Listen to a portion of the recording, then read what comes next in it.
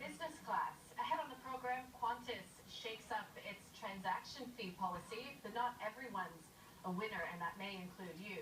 We'll take a look at how to ease the pain of arranging corporate travel and see how business travelers can benefit from the sharing economy. Plus, we will take you through the wonders of Iran.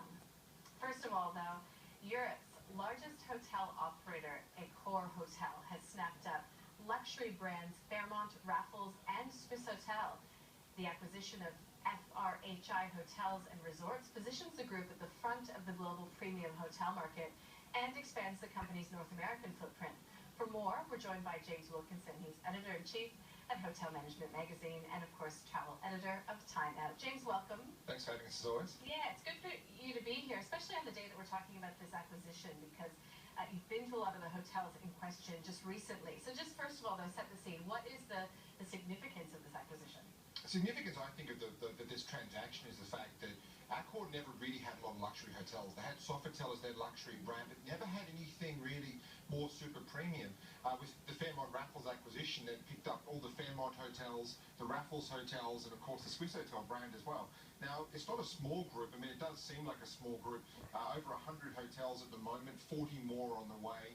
Joining Accor's 4,000-strong group of hotels. So it gives gives Accor a really good footprint by picking up those Raffles and Fairmonts, many of which are extremely iconic hotels around the world. And, yeah, the word iconic's thrown around way too much, but these are actually some of the most iconic hotels in the world. I mean, you're looking at the Savoy in London, Raffles in Singapore, Fairmont in San Francisco, the Plaza in New York, and Le Roy Monceau in Paris. I mean, just putting those into Accor's collection alone almost would have been enough for this group. And we were talking, obviously, you're Canadian, and that Fairmont brand, the history in North America, the history in Canada, and one of the most popular business traveler brands really in the world now. But it gives Accor a real stranglehold in North America.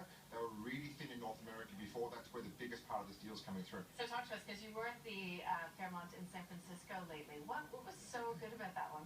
You know, I think it's sort of, a lot of the Fairmonts obviously have got that history being the hotels from the railroad stations and whatnot. So a lot of them are very grand hotels. The Fairmont San Francisco, top of California at Mason Streets, you overlook sort of the whole Bay Area, you overlook Alcatraz. It's got really great bars and restaurants. Tonga Room, the best probably Mai Tais in San Francisco. Laura Court, the lobby.